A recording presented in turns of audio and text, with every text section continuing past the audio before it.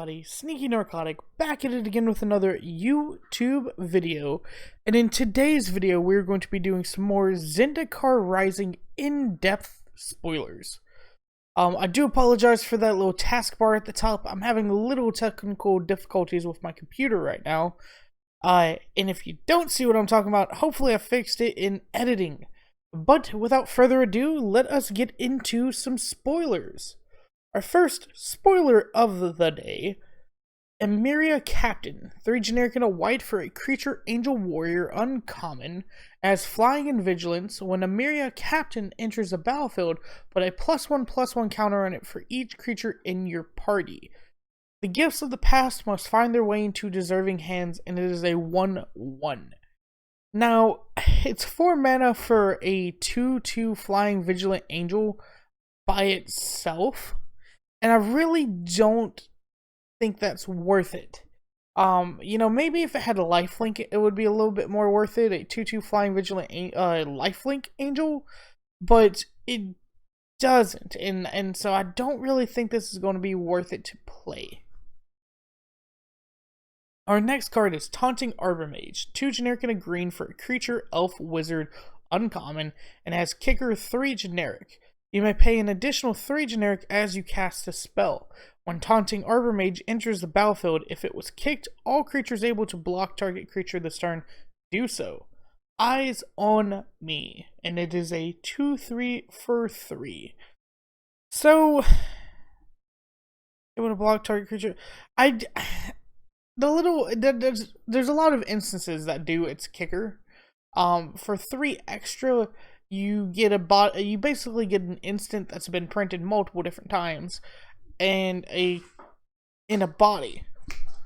So I really don't think it's worth it to kick this card, but it is a 2/3 elf wizard, which, you know, part of the party system, for 3 mana. So I think it will primarily just see play in draft for being a kind of balanced creature, with the ability to also do that instant of, if it was kicked, all creatures able to block target creature this turn do so.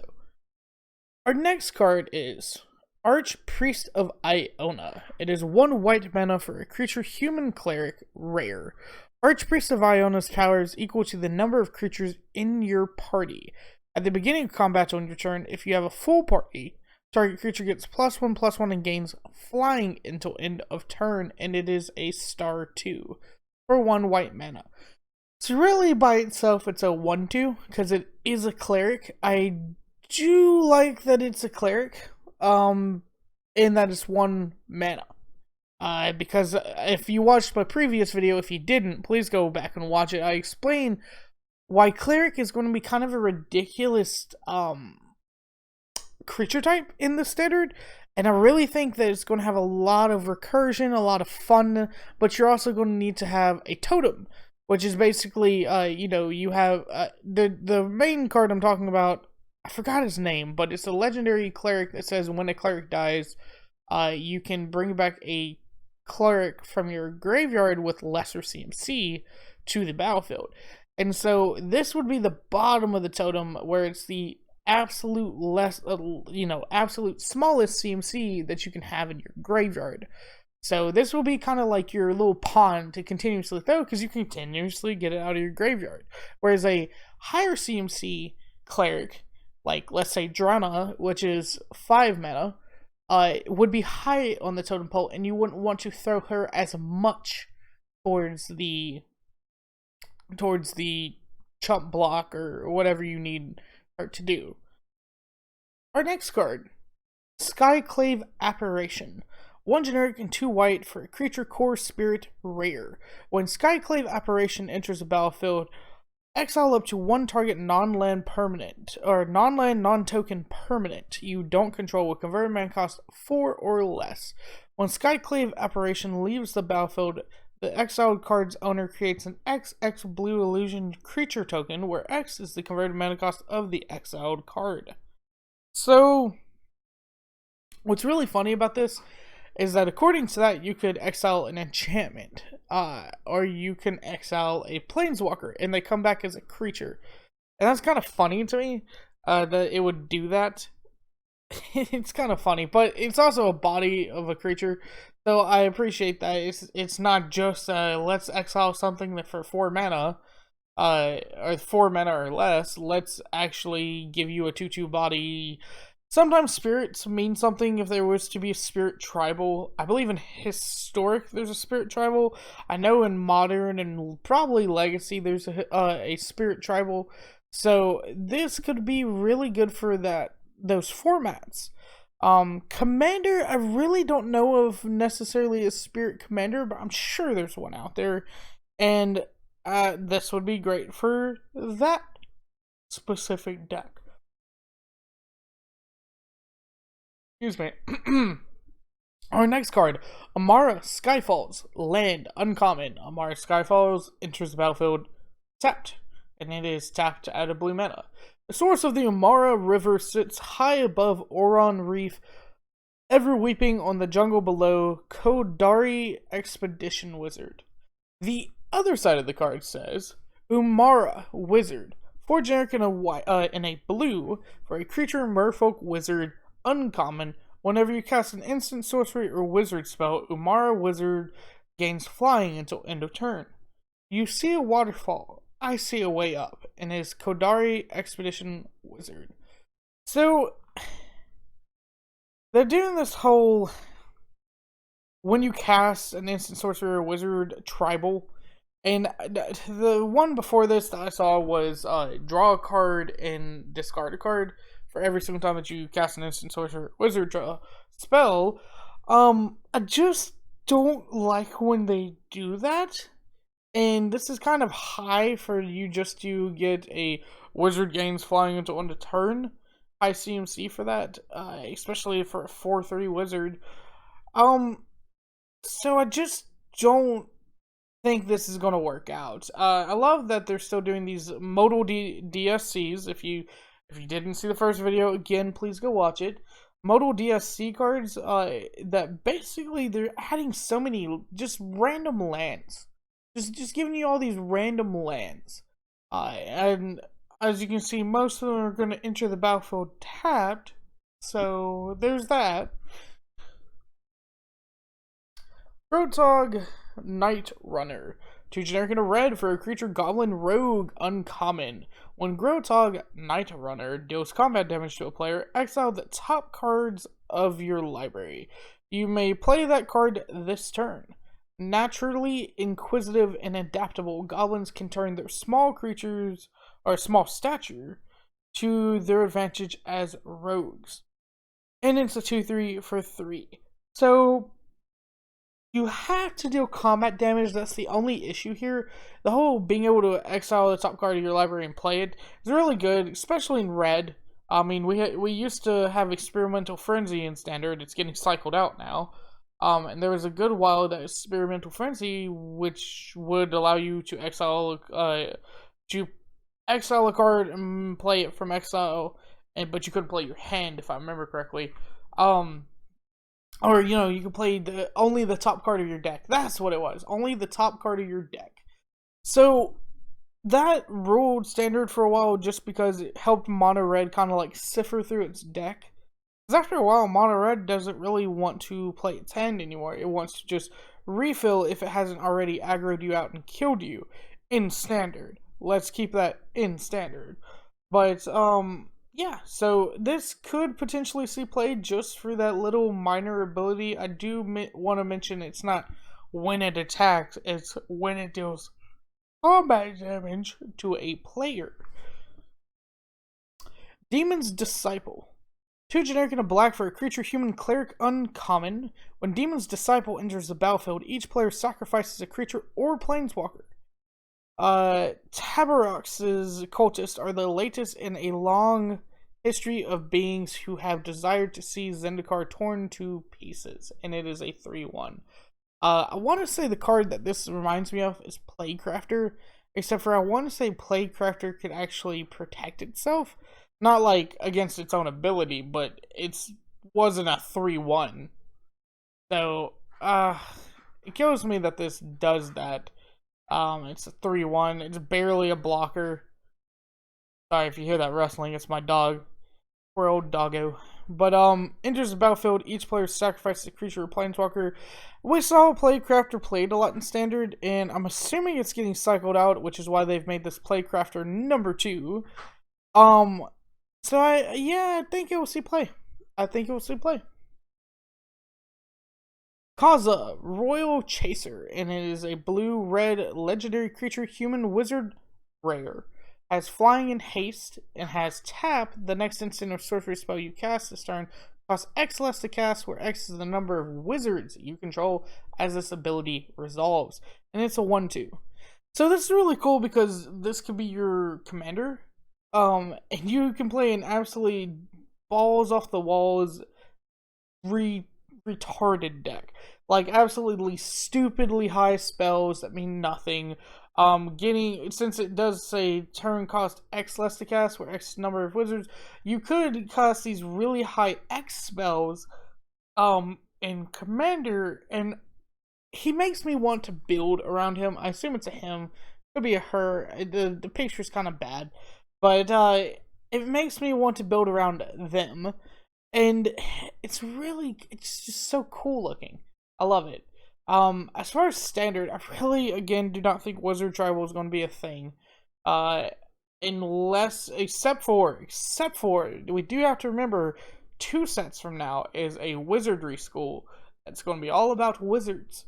So, this card will probably get to be prevalent in that set. I don't remember the name of that set right now, but it's after Coralheim. I don't even remember the name of that set right now. But anyways, yeah, I like this card. I appreciate it for just its commander capabilities.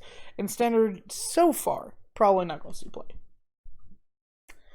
Brushfire Elemental. 1 red, 1 green for a creature elemental rare. Excuse me, uncommon. Haste. Brushfire Elemental can't be blocked by creatures with power 2 or less. And it has landfall. Whenever a land enters the battlefield under your control, Brushfire Elemental gets +2/+2 until end of turn. And it's a 1/1. So, the landfall ability is really good because most of the time you're going to have it be a 3/3 that cannot be blocked by creatures with power 2 or less. And that's really good because there's a lot of just chump blockers out there, and their power most of the time is 2 or less. So, really good to see that. In fact, there was it's not Hedron Crab, but the one that's actually coming in this set that's like Hedron Crab from last video. That's a 0/3, and if that was my only chump block defense, well, Brushfire Elemental got past it. So, I think that card will definitely see play in Standard. Ashaya, Soul of the Wild, 3 generic and 2 green for a legendary creature elemental. Mythic rare, Ashaya, Soul of the Wild's power and toughness are equal to the number of lands you control. Non-token creatures you control are forest lands in addition to their other types. And it is a star. So, I like that it already gets the power and toughness is equal to your lands, because you're gonna, if you keep it on curve and not use any mana dorks or mana rocks, have 5 lands out when Ashaya comes out. So automatically be a 5/5 for 5, which is really good. But also, if you do have some creatures out, in fact, even if you have creatures out, as long as they're not tokens, like mana dorks out, it still could be a 5/5. So this could be, if Llanowar Elf was still in Standard, which it's not, I think. Pretty sure. It could be like a 2 or 3. Probably turn 3. Ashaya, and it would be a 5/5 on turn 3. Untap it on turn 4, make it a 6/6. Yeah, pretty good. Mono green Stompy looks fun. I gotta say, mono green Stompy looks fun. Kitesail Cleric, 1 white for a creature core cleric. It is an uncommon. It says kicker 2 generic in a white flying when Kitesail Cleric enters the battlefield. If it was kicked, tap up to 2 target creatures. Too flashy to ignore, too fast to catch. And it's a 1/1 for 1. Now, Really, this creature's unimpressive as a 1/1 for 1 with flying. But altogether, it enters the battlefield. If you were able to kick it, it's another like instant. There's multiple instances that tap up to 2 target creatures, and I want to say that they equal 4 mana. So basically, it's just adding a body to a spell that we've seen multiple times before. And it just doesn't impress me. Now, uncommons shouldn't impress me, let me be honest. They shouldn't. But I wish they would. And just because I wish they would. Oops, wrong button. Kor Blademaster. 1 generic and a white for a creature. Kor Warrior. Uncommon. Double strike. Equipped warriors you control have double strike. Every Kor Blade is imbued with the skill of 1,000 generations, and it is a 1/1 for 2. So the good thing about double strike is that it gives you first strike, and then it gives you an extra damage afterwards in case you're attacking in the face. Normally, with first strike and double strike, you're going to want to try to kill somebody with the first strike. So here's the thing. I really appreciate this, and it's only for the factor that Nahiri makes these 1/1 warriors with her +1 ability that instantly get if you have an equipment on the field, instantly that equipment gets attached to them. So that makes this card actually playable if you're making a Nahiri equipment deck. As far as this going into your party system, probably not going to happen. I haven't really seen a lot of warrior bonus cards. So I'm not sure if there's going to be a warrior tribal worth a darn.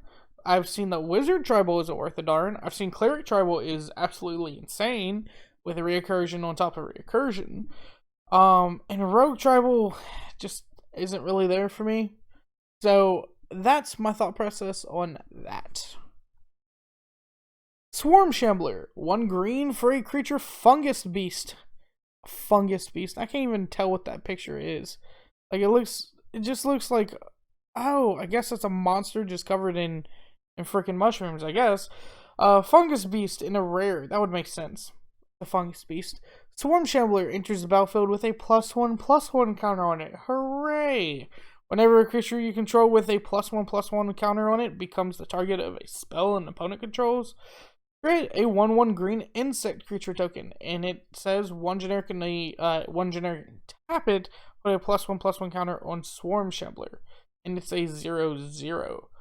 So with the 1 generic and tapping it and giving it a +1/+1 counter, the good thing about that is that it will consistently get bigger and bigger every turn as a 1-drop. You could by turn 4 have I want to say 3/3 because you got to imagine it has summoning signals. So a 3/3. And it just gets bigger from there. So that's possibly good for defending. Now, the other part is there's a small minor +1/+1 tribal that they're doing, and it looks good. The other creature is the creature that gives you all your +1/+1 counter creatures trample. And so I think that's really good, and it's not uncommon. I really just don't know if that's good enough. I do appreciate making these 1/1 green insect creature tokens. I wish they had Death Touch. But other than that, I don't know. I wish Swarm Shambler honestly would have been able to give a creature a +1/+1 counter. That would have been a better tap ability to do than give itself a +1/+1 counter. But maybe they'll fix it. Akoum Teeth. Akoum Teeth enters the battlefield tapped. Tap it, add a red mana. Rock, Lava, Gravity. They're not cruel, but they're not forgiving either. Taborax Expedition Warrior. And its other side is Akoum Warrior. 5 generic and a red for a creature Minotaur Warrior. Uncommon. Trample. I'm not cruel, but I have no patience for your mistakes. Taborax Expedition Warrior. It's a 4/5, 4/6 mana. Really not impressive. It's just, if you it's going to be draft fodder for sure, just because it allows you to, in the late game, either have a creature if you need a creature, or a land if you need a land. So, I like this for draft ideas. I like these modal DSCs for draft ideas. But as far as like actual standard or commander, no. Probably not. Bala Ged Sanctuary. Land uncommon. Bala Ged Sanctuary enters the battlefield tapped. And it taps for a green. I know it's around here somewhere. Doral Bala Ged Guide. Bala Ged Recovery. 2 generic and a green for sorcery uncommon. Return target card from your graveyard to your hand. Always have a backup plan. The Roil Bala Ged Guide. Now, this is actually a playable card, because for 3 mana, it's, I don't want to call it a recollect, because I feel like I'll be wrong, but it looks like a recollect. Return target card from your graveyard to your hand. Recursion is good. It's basically drawing a card for 3 mana in green, which is, it's but it also gives you the opportunity to do a land instead, and choices maketh the man. But anyways, our next card, Colony Territory. It's a land uncommon. It enters the battlefield tapped and taps for a green. If you wander into the Colony Garden without knowing the signs of a Scythe Cat's territory, you're not going to live long enough to learn. Slug Eater, Goblin Shortcutter. The other side of it is Colony Ambush. 2 generic and a green for an instant uncommon. Target creature you control fights target creature you don't control. We've seen a lot of these cards. I don't think this one's really going to be necessarily playable. Again, the whole fact that you could do a land if you needed a land instead of doing that instant is acceptable. The difference between life and death is Aura Ondar is about 3 seconds of startled screaming. Slug Eater Goblin Shortcutter. I wonder if that means he just absolutely uses somebody to be his shortcut. That would be hilarious. And very goblin-esque. Sajiri Glacier. It's a land uncommon. Enters the battlefield tapped. Tap for a white. This place offers nothing and takes everything. In war, see Gate Expeditionary House. Sajiri Shelter. 1 generic and a white for an instant. Target creature you control gains protection from the color of your choice until end of turn. This card has been printed multiple times. Shelter, I want to say, is the card. Oh, I don't want to say this particular card. That effect has been printed multiple times. And super good. Super useful. I play a Feather Commander deck, and this could use the crap out of this card. It blocks the windswept salt and frigid air, but the loneliness of Sajiri remains. In war, Seagate Expeditionary House. Thwart The Grave, 4 generic and 2 black mana for a sorcery uncommon. The spell will cost 1 less to cast for each creature in your party. Return target creature card and up to 1 target cleric, rogue, warrior, or wizard creature card from your graveyard to the battlefield. Now, there's a card that I played a ton in Standard called From the Grave. Return target creature card and up to... Okay, card from your graveyard. Return from the grave, I want to say let me play cards out of my opponent's graveyard, but if I keep some good stuff in my graveyard, mill myself in any particular way, then Thwart the Grave is actually really good without the discounted mana cost. Because most of the time it's not going to be hard to try to make sure that you have 1 good cleric, rogue, warrior, or wizard. And then the other card doesn't matter. It's target creature card and up to the other thing. So, I like this card. I really like this card. Not necessarily the art. Although the art's not bad, I really just like this card. I think it's definitely playable. Super playable. Probably more for Commander than Standard, but still super playable. Ravager's Mace. 1 generic and a black and a red for an artifact equipment uncommon. When Ravager's Mace enters the battlefield, attach it to target creature you control. That's the other cool thing about these enchantment or these equipments they've been making. They're instantly attachable. Equipped creature gets +1/+0 for each creature in your party and has menace. Whip is 2 generic, a black, and a red. Now, assuming you're going to attach it to a cleric, rogue, warrior, or wizard, that creature will all of a sudden get +1/+0. But it already has menace. Like, that's the thing.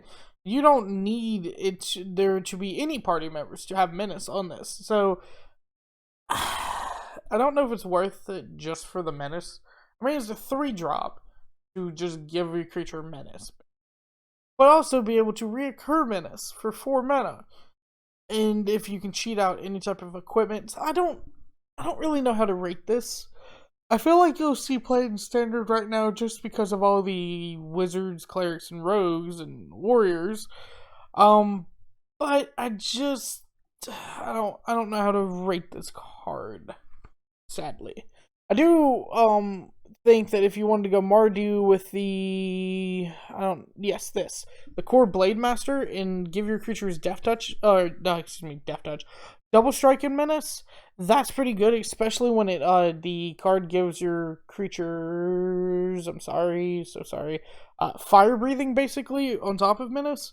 So that's probably where this is going to lie in some Mardu deck that gives your creatures Menace and Double Strike. Nighthawk Scavenger, 1 generic and 2 black mana for a creature vampire rogue. It is a rare. It has flying, death touch, and lifelink. Oh my god, finally a card worth having. Nighthawk Scavenger's power is equal to 1 plus the number of card types amongst cards in opponent's. So, the only issue I have with this is obviously that you can't really control from this card what is in your opponent's graveyard. But, hey, it gives you a flying death touch lifelinker in general. I want to say Aetherborn? I feel like there was more that... It was an Aetherborn. So, Aetherborn Vampire, I want to say. There was this really cool creature from Aether Revolt. And it was a 2/3 Death Touch and Lifelink Vampire. And people played the mess out of that card.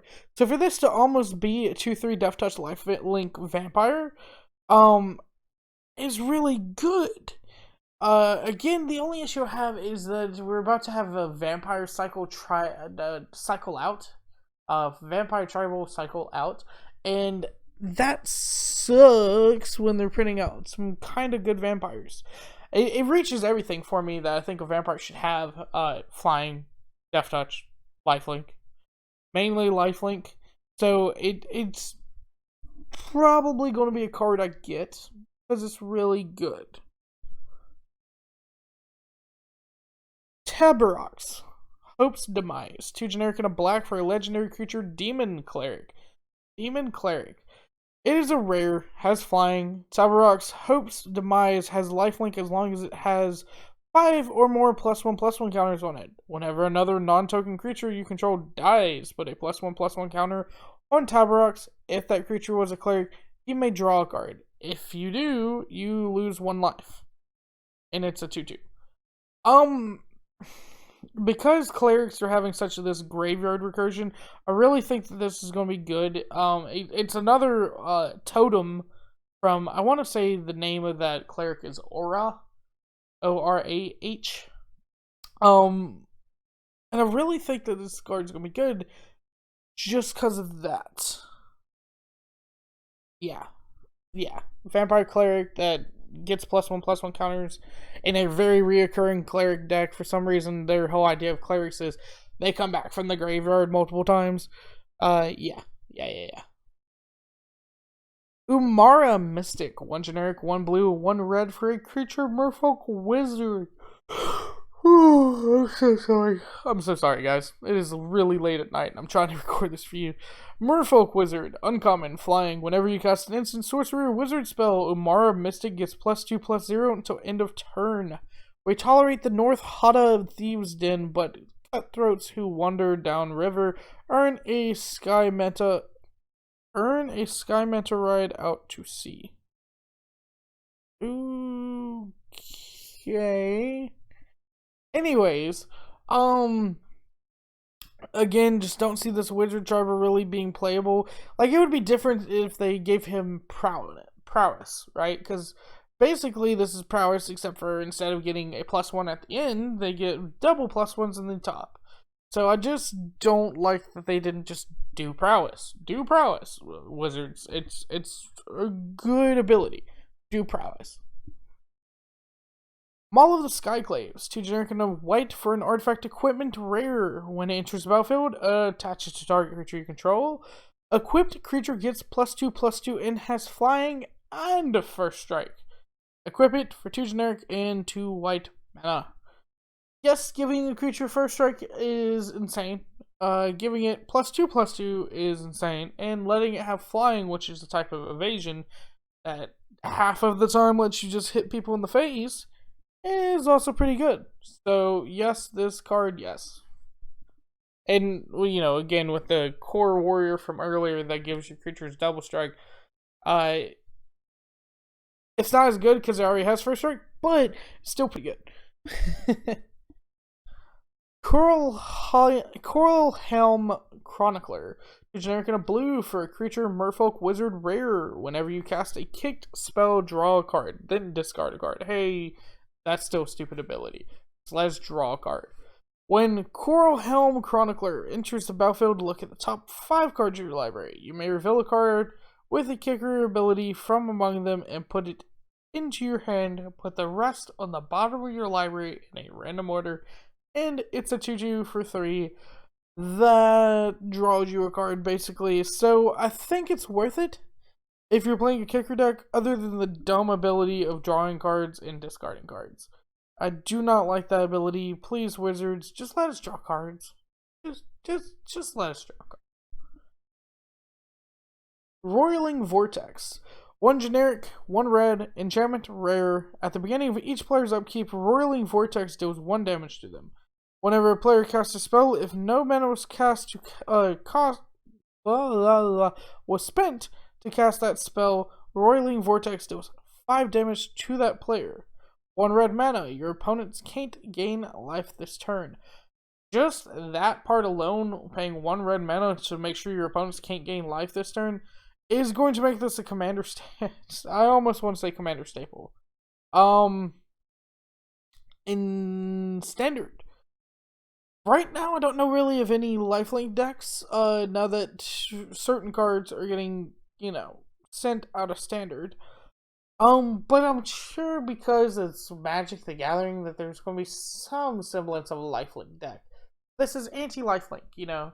That second part about dealing 5 damage to a player if they play a spell that didn't use mana to cast it, I don't really think that's going to be worth it a lot. I don't know if really some free I mean, you know, unless we were playing Omniscience, but we're not. It's not in standard. So I don't see that really being a thing. But dealing 1 damage to each player at the beginning of their upkeep is pretty good, especially when you have 4 of these out. So yeah. Also being able to lifelink yourself, but not let your opponent lifelink. Pretty good. Pretty good. Tangled Veil. Tangled Veil enters the battlefield tapped. Add green. We would do well to open our eyes and remember what is to wonder. Bala Ged Guide. Tangled Florahedron. 1 generic and 1 green for a creature elemental uncommon. Tap it, add a green mana. As Bala Ged regrows, new forms of life blossom with unfettered wonder. Bala Ged Guide, and it's a 1/1. This card will probably replace Lana War Elf for a while. Has the top mana dork. Well, yeah, especially now that Gilded Goose is going away. Just because it's basically a land. Like, I don't know why you wouldn't want to just play this as a land. It comes in with Summoning Sickness, so unless you want to immediately chump block it, just play it as a land. Yeah, I don't see any reason to not play this as a land. I really don't. It's a crap creature. Emeria Shattered Skyclave, land, mythic rare. As Emeria Shattered Skyclave enters the battlefield, you may pay 3 life. If you don't, it enters the battlefield tapped. Okay, and it still just taps for 1 white mana. Yay! The other part of Emeria's Call is Emeria's Call. 4 generic and 1/2/3 white for sorcery mythic rare. Create 2 white 4/4 angel warrior creature tokens with flying. Non-angel creatures you control gain indestructible until your next turn. See, the issue is that, like, making 2 white angel tokens is not that great.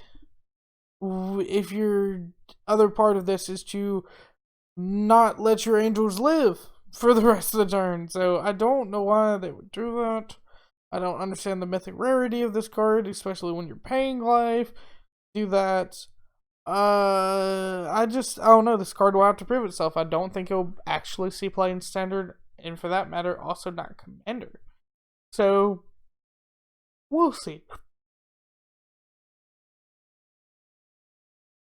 Soul Shatter. 2 generic and a black for an instant rare. Each opponent sacrifices a creature or planeswalker with the highest converted mana cost among creatures and planeswalkers they control. This is kind of good. Mainly, you know, they just spent all this mana for a really high creature, especially mono green Stompy, right? And for 3 mana at instant speed, you're like, no. And it's a sacrifice ability. And it means that you're not targeting the, and it's each opponent, so you're not even targeting them. That's pretty good. Oh, man. Yeah, so this is pretty good because it can kill an indestructible creature without having to target it, and without having to target your opponent. So if your opponent had hexproof, it doesn't matter. And if the creature had hexproof, it also doesn't matter. So, yeah, it's super good. And if it had indestructible, it also doesn't matter. I think this card I actually went in later and translated. Mind Carver, 1 black for an artifact equipment uncommon. When it enters the battlefield, attach it to target creature you control. Equipped creature gets +1/+0. It gets +3/+1 instead, as long as an opponent has 8 or more cards in their graveyard, and it is equipped 2 generic and a black. This will probably be the 1 card that helps you turn on your double strike with that creature from earlier, the warrior, the core warrior. And that'll be good enough. Like, and it's probably the cheapest so far of the equipment cost. The equipping sucks. The extra equipping for creatures, or for your opponent have 8 or more cards in your graveyard, sucks. So I just don't see it being a good equipment, but it's a cheap equipment, and that's all that really matters if you're getting double strike on a good creature. Sure-footed Infiltrator. 3 generic and a blue for a creature Merfolk Rogue uncommon. Tap another untapped rogue you control. Sure-footed Infiltrator can't be blocked this turn. When it deals combat damage to a player, draw a card, and it's a 2/3. This will actually see play. If rogues make a tribal, this will see play. I've yet to discover the ruins that can help me out. Okay. Gumafada Vanguard, 1 generic and 1 red for a creature human warrior uncommon. When Gumafada Vanguard attacks target creature an opponent controls with power less than or equal to the number of warriors you control, can't block this turn. Her weapon's impressive, sure, but you should see her wield it. Grad Expedition Warrior. Okay, so attacks target creature and opponent controls with power less than or equal to the number of warriors you control, can't block this turn. So this card's really good in Warrior Tribal. And it's really cheap, and it's a 2/2. So yeah, this is gonna be your heavy hitter because if you have a couple warriors on the field, then your opponent's not blocking. I still can't block with my 0/3 power. Yeah, I still can't block with my 0/3 crab against this creature either. So that's really, really good. That's a good card. Angel of Destiny, 3 generic and 2 white mana for a creature Angel Cleric. It is mythic rare. It says flying double strike. Whenever a creature you control deals combat damage to a player, you and that player each gain that much life. What? At the beginning of your end step, if you have at least 15 more life than you started with, each player Angel of Destiny attack this turn loses the game. And it's a 2/6 for 5 mana. Gives all your creatures lifelink, basically, but also for your opponent, which is dumb. It's super dumb. But here's the thing, though. In an Oloro deck, you don't really care what your opponent's life total is. And in a lot of lifelinking decks, you really don't care what your opponent's life total is, just that yours is higher than theirs. And being able to put your life total super high, as well as try to do Test of Endurance or Eligar's Sovereign, then this is going to be a really good card. I like it. I think it will be playable mainly in Commander. Mainly. Maybe in Standard. Zagras, Thief of Heartbeats. That sounds awesome. 4 generic and a black and a red for a legendary creature vampire rogue. This spell costs 1 generic to less to cast for each creature in your party. It has flying, death touch, and haste. Other creatures you control have death touch. Whenever a creature you control deals combat damage to a planeswalker, destroy that planeswalker, and it's a 4/4. So this is really good in Vampire Tribal. Because this card is absolutely insane. And just to have Vampire Tribal makes a lot of vampire tokens, like with Edgar Markov. Let's put it like that. With Edgar Markov. So for you to just have all these vampire tokens that have death touch, and people are just looking at you and they're like, oh god, I don't want to attack him, because I'm going to lose my really good high power, high toughness creature to a 1/1 or a 2/2. I think vampires are 2/2s if I'm not mistaken. No, I know that Legion's Landing was a 1/1 lifelinker. So yeah, the 1/1s I want to say. So yeah, I just lost my creature to a 1/1 Death Toucher. Darn, sucks to suck. Relic Robber. Generic and a red for a creature goblin rogue. Rare has haste. Whenever Relic Robber deals combat damage to a player, that player creates a 0/1 colorless goblin construct artifact creature token with this creature can't block. And at the beginning of your upkeep, this creature deals 1 damage to you. Oh my god. Here you take it. Love the flavor text. Love the picture. Pretty good, and it's a 2/2 for 3 mana that makes these dumb little artifacts. That's so cool. The real thing is going to be trying to get the Goblin Rogue to actually be able to hit your opponent. Shoot, I should have tried my coffee first. But yeah, that's going to be the real hard part. But it's so funny that they'll have a Goblin construct that just continuously does damage. We recently had a Chandra that her +2 ability was to give your opponent a token that said, hey, you get a damage every single upkeep, or every single one of your upkeeps. So that was super playable for that. This will be super playable for the same thing, just with a creature. Song Mad Ruins is a land uncommon. Enters the battlefield tapped and it taps for red. You call it the Singing City, but those eerie sounds aren't music. They worm their way into your brain until rational thought is impossible. Yavat's Seagate Expeditionary House. Song Mad Treachery. 3 generic and 2 red mana for a sorcery uncommon. Gain control of target creature until end of turn. Untap that creature, it gains haste until end of turn. I'm not proud of the things I did, but all I could think about at the time was how to make the noise stop. Yavat's Seagate Expeditionary House. So, yeah, this is a spell we've seen a lot of, Treachery. It's mainly, if I remember correctly, 3 mana. So for an extra 2 red mana, you have the option, or extra 2 mana in general, you have the option of playing it as a tap land. Don't think it's worth. So that's all I gotta say about that. Crawling Barrens, land, rare. Tap it, add a waste. Yes, that is a waste. 4 generic, put 2 +1/+1 counters on Crawling Barrens. Then you may have it become a 0/0 elemental creature until end of turn. It's still a land.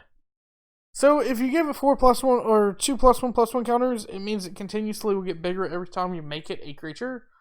Zendikar is Restless. I wish this was a throwback to the Eldrazi, because it makes a waste, right? And again with this whole, then you may have it into become a creature until end of turn. I just hate that. I hate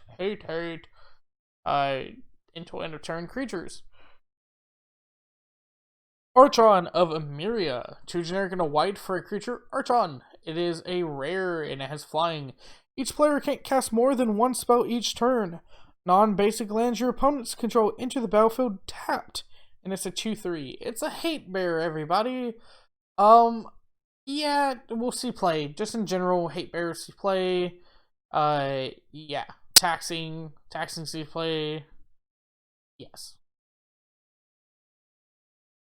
Gate Stormcaller. 1 generic, 1 blue for a creature, human, wizard, mythic rare. Kicker. 4 generic and a blue. When Gate Stormcaller enters the battlefield, copy the next instant or sorcery spell with converted mana cost 2 or less. You cast this spell. You cast this turn when you cast it. If Gate Stormcaller was kicked, copy that spell twice instead. You may choose new targets for the copy, and it is a 2/1. You're not really going to play any good cards for 2 CMC or less. I mean, mainly you're going to do either a draw spell, a tutor, or something of the likes. So I like that you're able to copy it. If you use Naban, Dean of Iteration, that's another good card with this. You use him as your commander. I just don't really see this as a good card in general. Skyclave Geopad. 2 generic and a red for a creature insect. Uncommon. Trample. Landfall. When a land enters the battlefield under your control, Skyclave Geopad gets +2/+2 until end of turn. This creature already having landfall, or having landfall plus trample, and its landfall makes it bigger, is a really good thing, because there's some turns that you're going to be able to with wild, I don't know why that card's name just escaped me, but Fabled Passage and, God, I forget the actual, oh man, I'm kicking myself for not remembering the actual dumb fetch land. Wilderness. Wow. Oh man. Anyways, but yeah, you sacrifice them and look for a basic land. Sometimes it will become untapped. That's 2 lands for the price of 1, which means you'll landfall this card twice in standard. Yeah, that's what, a 5/3 the first time, a 7/5 the second time, in the same turn. Yeah, pretty good card. Pretty good card. That card will see play mono red biggie. Big mono red. Vast Wood Surge. 3 generic and a green for sorcery. Uncommon. Kicker 4 generic. Search your library for up to 2 basic land cards. Put them onto the battlefield tapped. Then shuffle your library. If the spell was kicked, put 2 +1/+1 counters on each creature you control. The fluff. I don't like the fluff. The kicker is not worth it, but 4 mana to get you 2 basic lands into the battlefield tapped. It's kind of on par, so it's good to see that we still have that available to us. Roiling Regrowth. 2 generic and a green for an instant uncommon. Sacrifice a land. Oop. Search your library for up to 2 basic land cards. Put them onto the battlefield tapped, then shuffle your library. Roots find their way through rocks, and even mountains must give way to new growth. Nissa Ravine. This is going to allow you to be able to do some landfalls, because you're going to be able to put a land down, sacrifice that land, put 2 more lands down. That means Omnath's ability gets up all the way. So yeah, I think this card will actually see play in Standard. Stop. Sorry, my dog is moving around for some reason. But yeah, I think this card will see play in Standard, so definitely get this card. I'm guessing I did this wrong. Yeah, I did that wrong. Paired Tactician, 2 generic and a white, creature human warrior, uncommon. When paired Tactician and at least 1 other warrior attacks, put a +1/+1 counter on Paired Tactician. If we fight as 1, nothing can stand in our way, and it is a 3/2. Probably not going to see play, but it's nice that they tried. Rockslide Sorcerer, 3 generic and a red for a creature human wizard, uncommon. Whenever you cast an instant sorcery or wizard spell, Rockslide Sorcerer deals 1 damage to any target. You can cower from the crushing shards of embrace, or embrace the danger of Akoum. I've made my choice. 3/3. This card would be an actually good card, especially in mono red, if it was 2 mana in lesser power and toughness, but it's not, so it probably won't see play, sadly. Ah, yes. Some of the translation DSCs I had to put like this, so I apologize for that. Like I said, a lot of technical difficulties tonight, and this was not necessarily a technical difficulty, but it was an issue I had. So, let's go through it here. Skyclave Cleric on the left there. It's a creature cleric. When Skyclave Cleric enters the battlefield, you gain 2 life. The other side, Skyclave Colonnade is a land. Skyclave Colonnade enters the battlefield tapped. Tap it, add a white to your mana pool. So, paying 2 mana to get a 1/3 enters the battlefield and you gain 2 life, that's actually kind of good. 1/3 that gains you 2 life is really good, especially because it's also a cleric. Yes, I am bringing up that it is a cleric because clerics are really, really good. You should buy the cleric deck. Skyclave Colony, yeah, I probably just would use this for the Skyclave Cleric, though, to be honest, because then you can constantly reoccur her and gain you 2 life over and over and over again, and it's in the 2 slot on your totem, so yeah, pretty usable.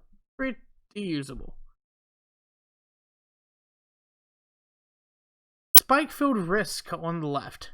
Instant. Spikefield Risk deals 1 damage to any target. If a permanent that was dealt damage this way dies this turn, exile it instead. We've seen this before. I'm trying to remember the name of the card I'm thinking of. Lava Coil? Yeah, Lava Coil. It was not 1 damage. It was more than 1 damage, but still, it was Lava Coil. Spikefield Cave is a land. It enters the battlefield tapped and adds a red. So, I don't really think that this card's super broken or anything. Dealing 1 damage that could possibly exile a card, or being a land, but it's utility, and I think Mono Red will probably just play this, honestly, because Mono Red doesn't mind having some tap land. Well, it does mind having some tap lands, but it would rather be able to have some burn tap lands, to where you can decide if you want to do a little one burn, you know. It does say to any target, so according to the translation, to any target. So that means a player can get hit for 1 damage for 1 red mana, which is kind of on curve, kind of not. But if it's the last one, then you're going to be glad you had it. Zof Consumption, sorcery. Each opponent loses 4 life and you gain 4 life. Zof's Bloody Pond. Land. It enters battlefield tapped, and it taps for a black. You know, all that 6 mana just to gain you 4 life and lose them 4 life would only really be good in Commander. So Standard kind of sucks. Standard kind of sucks with this card, but I mean, if you need it, it will probably be like a draft fodder. Yes, Inscription of Abundance instant. It is 2 mana, one colorless, one green, one generic, one green. Instant kicker, 2 generic and a green. Choose one if Inscription of Abundance was kicked. Choose any number instead. But 2 +1/+1 counters on target creature. Target player gains X life, where X is the greatest power among creatures that player controls. Target creature you control fights target creature you don't control. And then it has the name of the actual illustrator. So yeah, this card's actually really really worth for kicking, because you get to make a creature bigger, then you get to gain life off that creature, then you get it to fight target creature you don't control. So yeah, I think it's really worth it, even just the 2 mana part. Putting 2 +1/+1 counters on a creature, or target creature you control fights target creature you don't, or gains some life in green.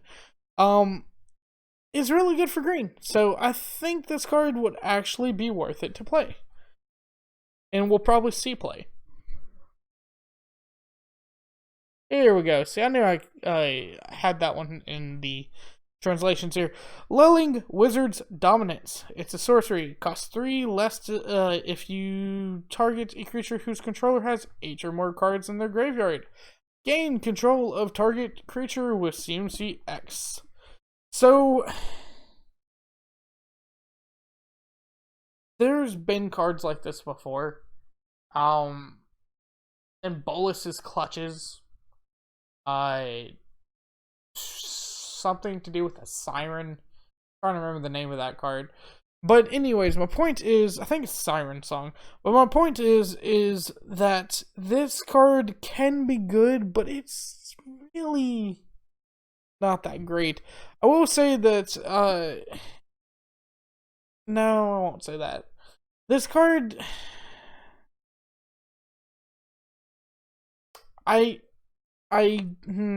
cost 3 less if you target a creature whose controller has 8 or more cards. This is going to be more of a commander card than it is a standard card, for sure. For sure. But I just don't think it's going to happen. It's really hard to pay 3 triple blue unless you're playing mono blue. And that's the real reason why this card's not going to happen. Now, mono blue in Commander is at least suitable to hold itself up. In Standard, as the cycle goes on, I just don't know until it finds the new Standard mono blue. When a cycle happens, you got to find the new blue, the new red, the new green, the new black, you know, things like that. So until you find the new blue, I don't think this will have a spot. Just because it's not going to be something that just makes a blue deck, you know? Valakut Exploration is an enchantment. It says landfall. Whenever a land enters the battlefield under your control, exile the top card of your library. You may play that card as long as it remains exiled. At the beginning of your end step, if there is cards exiled with Valakut Exploration, put them in their owner's graveyard. Then Valakut Exploration deals that much damage to each opponent. So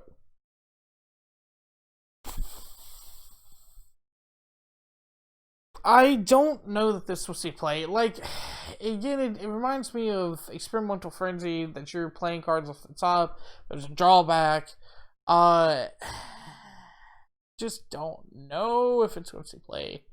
But being able to at least throw away your cards into exile and deal damage that way is pretty good. I guess for a landfall card, I don't know. I don't know, guys. Y'all letting me know. Y'all tell me if y'all think it's worth it in the comment section down below. Vine Gecko, creature lizard elemental. The first kicked spell you cast each turn costs 1 less to cast. Whenever you cast a kick spell, put a +1/+1 counter on Vine Gecko, and it is a 2. So for 2 mana, you get to have a cheaper kicker cost. Yeah, kicked. So it does have to be kicked. The good thing about this is that you can have up to 4 of these.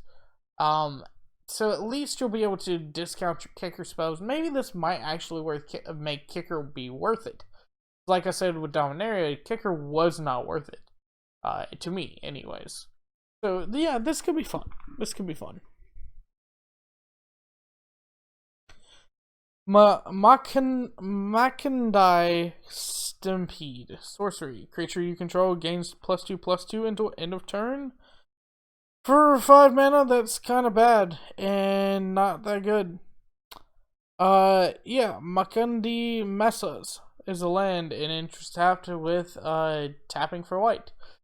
Not really worth it. I wouldn't imagine this card would actually see play. That's the end of the video, guys. Thank you all for watching. I'm so super tired for... I'm so sorry for being a little too tired. And as well as just the technical difficulties. I stayed up a little later trying to get the technical difficulties to work. And of course, they're just not going to. I wanted to try to get this video out to you guys as good as I can. As fast as I can. Because it is a spoiler video. And I feel really bad. I'm so sorry, but don't worry. I will continue to work on it and have it fixed by next video, I hope. Please like, share, subscribe, stick around for more Magic Gathering content, and I will see you guys in the next video.